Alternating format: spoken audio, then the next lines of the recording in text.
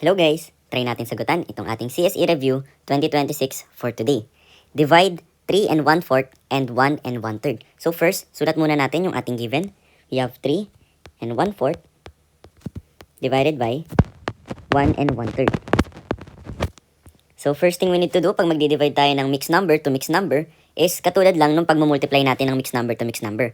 So sa madaling salita, kailangan muna natin i-convert to improper fraction yung ating mga mixed number. So paano ba natin ginagawa yon? So first, unahin natin tong 3 and 1/4. So anong gagawin natin? Itong denominator niya na 4, i-multiply natin sa whole number niya na 3. Okay? So 4 times 3, that is 12. And then itong ang product natin is i-add natin sa numerator natin. So 12 plus 1, that is 13. And then copy lang natin yung denominator natin na 4. Divided by, same din dun sa 1 and 1/3, denominator na 3, multiply sa 1, that is 3. And then add natin yung numerator niya. 3 plus 1 is 4. And then copy lang natin yung 3 na denominator.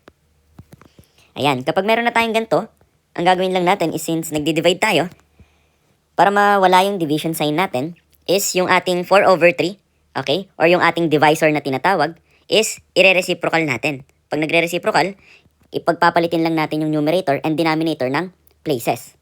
Okay? So, copy natin tong 13 over 4. And then yung division sign natin, since magre-reciprocal tayo, magiging multiplication sign na to. Okay? So, yung 4 over 3, pag na-reciprocal, babalik rin lang natin, magiging 3 over 4.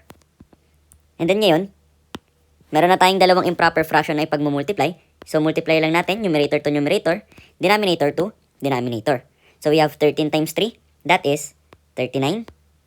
Divided by, denominator natin, 4 times 4, that is 16. Ngayon, yung mga sagot natin from A to D is lahat naka-mixed number. So, it means kailangan natin i-convert yung 39 over 16 pabalik sa mixed number. So, we have 16 and then 39 sa loob. So, ilang 16 meron sa 39? We have 2. And then, multiply natin yan. 2 times 16, that is 32. And then, subtract natin to. 39 minus 32, that is 7.